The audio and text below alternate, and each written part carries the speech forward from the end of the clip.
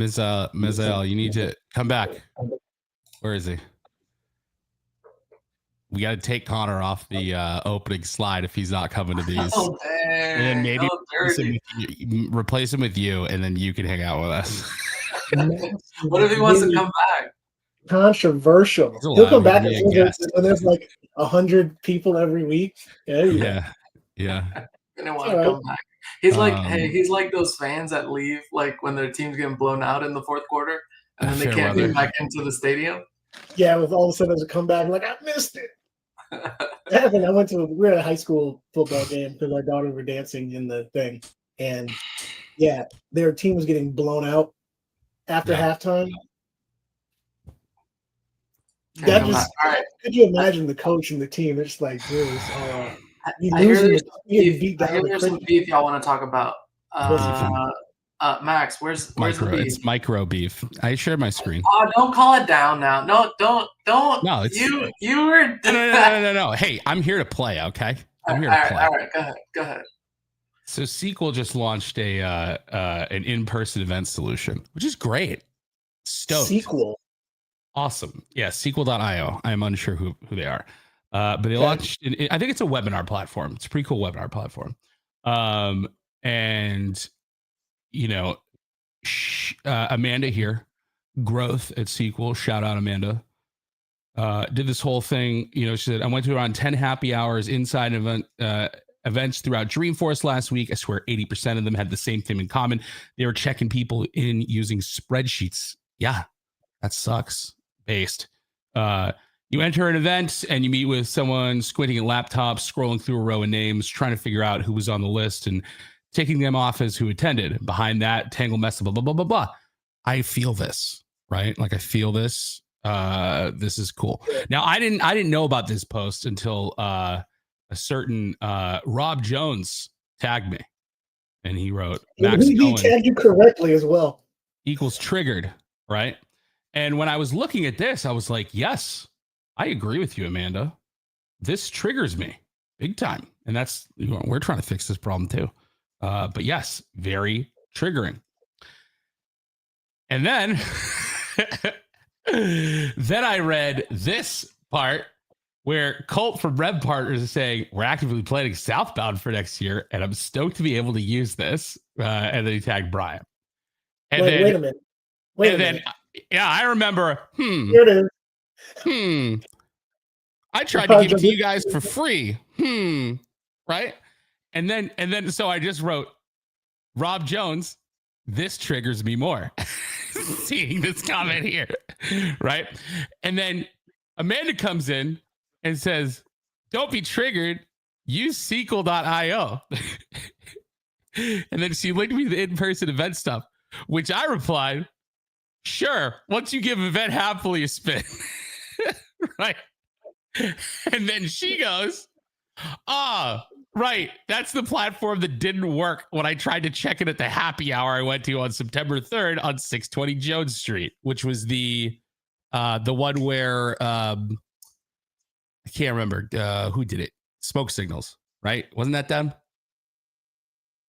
I didn't go to the one that I went. Oh, we did. You and Ben dragged me there. We went there. That was Smoke Signals. Yeah. But it was just because the only thing that wasn't working was the walk up. We had a little weird issue with like walk up, right? Hey, but shots fired, man. I just wrote, you're goddamn right. Dude, I don't know. Dude, LinkedIn has been triggering the absolute shit out of me lately. I saw this like post today. I gotta find this. I can't remember. I like screenshotted it. It made me so angry. The one that didn't work, and she can't. And if she's right, that's fucking hilarious. And no, it is right. No, we were having an issue with the walk-up registration. Like it was not a big deal. User issue, not app issue. Where is? I'm trying to think.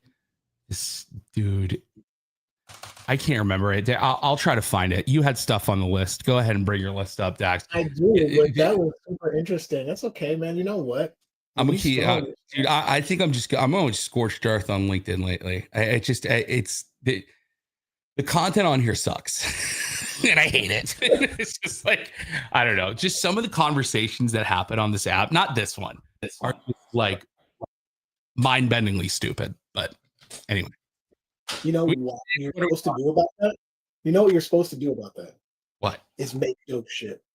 Yeah. Like our shit. Because I got shit. Multiple buckets and gallons of shit to throw. Wow, but let me talk about visual. It's oh my visual. goodness. That's what you're supposed to. It's supposed to evoke sentiments. That's hilarious, though. Let me share my screen. So I saw some HubSpot stuff that I thought was quite interesting. First and foremost, boop, boop.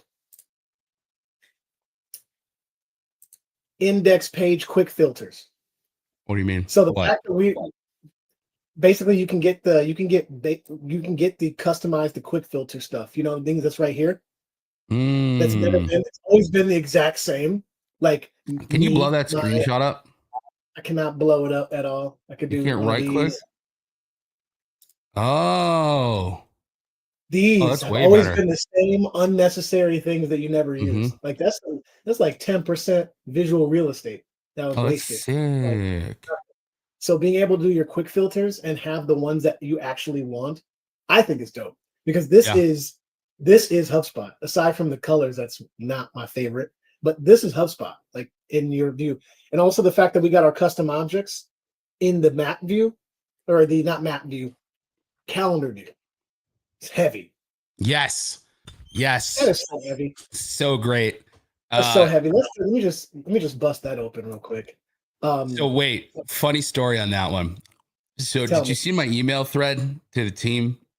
Yes. And so I asked him, I was like, hey guys, this is awesome. Just saw that it's supported and it worked. Quick question. Are you guys going to do support like an end date so it can stretch across multiple days? And she wrote back to me saying, she's like, it's on the team's radar, but I don't have a timeline yet. And so I'm like, so are you saying you don't have an end date for end dates? I'll be here all week. And it was like my dad joke of the week. Nailed it. Nailed it. Check this out. This makes a lot of people so happy. When you're dealing with events, you want to have an internal calendar so everyone inside can just look, not like a public URL. I just want to see when all of our events are so I can plan an offsite, so I can plan whatever. And now with custom objects, you can just click calendar and kaboom, something really cool, something broken. You can see all the events and filter them as such. What are the filters now? One of the things I did see is like, there's a ton of different events. Why is it advanced filters at the top right here? Here you go. No, but look, this is so dope because like what you could easily do is you could filter it by event properties, right? And you could have a bunch of these views that you share publicly that are like upcoming webinars, upcoming trade shows, upcoming this, upcoming that, right? Like upcoming classes, upcoming courses. And like you could click into it and then, I don't know, just register someone for the event, right? What I would want it to do though is I want it to show all of them and then the calendar to show what's there. Because when I was looking at it, I was like, we have way more events than this, but it just shows what's happening. Showing what you're seeing at that moment. Yeah. That moment. And I was wait, see where it says month? Yep. I'm clicking week. There. Yeah. I mean, in theory, that makes sense. You know, like it's only going to show like what is actually showing up on the right. But still, this is a great for events. This is great. Yeah. I wonder if they'll ever add, I wonder if they'll, what was that? I want to make my own. I want to be like, hey, I want to install my own version of whatever tab, whatever I want that takes a list of objects and does whatever I want. I bet, hold on. I bet that's one of the next like surfaces they're going to let us play with because when you click, just imagine this, click where it says calendar view on the right. On the right, over on the right. Yep, right there. Dude, this now has infinite space to have all sort of new views that they add in. So like as even HubSpot starts to make visualizations, like imagine they allow app visualizations or whatever that then hook into that right there, right? Where it's like, oh, click the event happily view of this object or something like that. And then it's something where we can display objects in whatever sort of way we want to do it. Like that'd be so sick. Oh yeah. That's what I want. That's what you could build a whole like a calendar that has registration like tools built into it or something like that. The whole thing. Yes, sir. Yeah, that's what I think that's ridiculously ill. Yeah. Can you check that batch record list membership thing? This is cool. You can just hit the endpoint and get where someone where these people are at. Like I want to know where all these particular contact IDs and what they're in. So fetching list membership for multiple contacts at once. So that means you can hit up. Oh, wait, I think this actually might be this unironically might be helpful for in one of the UI extensions we want to do, where you can have multiple people on a list, and we want to show some sort of reporting for it. That remember the what is it? The UI extension that I showed you that we want to build for doing invites.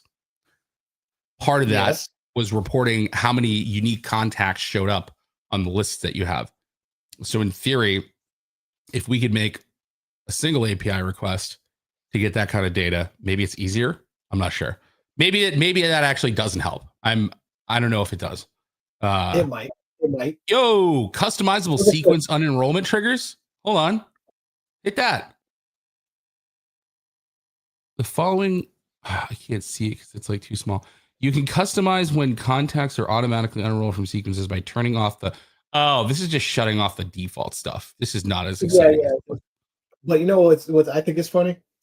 How many people hate the screen? Raise your hand. Dude, it's so bad. This is the worst thing that's ever happened to workflows. Like, no one looks at it this way. Like I have to hit trigger manually. I can't click this button fast enough. No, I hit at the bottom, skip trigger, and choose eligible records. That's what I do. Yeah, dude, it's so bad. Kind of like, I just gotta go. But I think the concept is that it says for newer users who haven't learned the HubSpot terminology. I think that the newer users are going into workflows. Number one. Here's why I think this is dangerous. Here's why I think this is dangerous. The number one fundamental thing to understand how workflows work is that you have an object that goes through the workflow. So like all these actions happen to the object going down the series of events, right? And it's really hard for people to like understand workflows if they don't have that image in their head of there's a record and it goes through it and all these things happen to it, right? This throws that obvious thing like out of the window. Right? At least when you were selecting an object at the beginning, you go, oh, okay, this is happening to records of this type. You know what I mean? And like now it's just, I don't know. It breaks my mental model of it, right? And it's to me, it's just so unhelpful. I don't know. Yeah, I don't know what these don't help me. What I want to do, I'm in the workflow so I can do something to something. You know what we should do right now is actually go try to build a workflow by not let's go do a confirmation email, right, without skipping and choosing the registrant object. And like what would this even look like? So I'm gonna do send registrants that are named Max silly confirmation. All right, so if the name is Max. So here's my thing, right? Where on this page, I don't even know where to start. I don't know where to start. So hit automation because I want to go on record create, right? And here's the thing. So it says search triggers. Well, what's a trigger? Go to the top and hit search triggers. And then search record create. Oh, he wants you to zoom in. You can't zoom in on this field. It's really stupid on this screen. With my you my can't. Actual, oh, okay, yeah. Oh, wow. You can. All right. Record created. When a new record is created in the CRM, click that. So what? Oh, I could have just started here. Okay, so maybe that. God, we're such boomers. Maybe that is not hard. I don't know. Like, I want this when a registrant is created. So I would say, like, I can't do that, of course. You can't say registered is created. Right. I can't. No. But I can, like, you got to do create record. But what is this stuff? That's just looking at properties that are like in things, right? So if I want to do like, yeah, let's create it. Okay. Which one? A registrant. So that adds the trigger. And hit next. Okay, so well now we're at where we were before, right? Hit next. Top right. Sit and then next again. Yep, I want first name is Max. So now when the registrant created and the first name is Max, that's my trigger. Yeah, that's what I want. And then you get a silly. It works. And then you do re-enroll. I mean, I get it. Yeah. It's just we are boomer, number one. Number two, I still think this is a little bit. It's just tough to work with. Well, now it's where we would normally end up, right? While we have this screen, you know what? This is here. I'm just gonna do an email. While I have this screen open, I want to show the world of people that are watching. I'm gonna send this email. One of the most confusing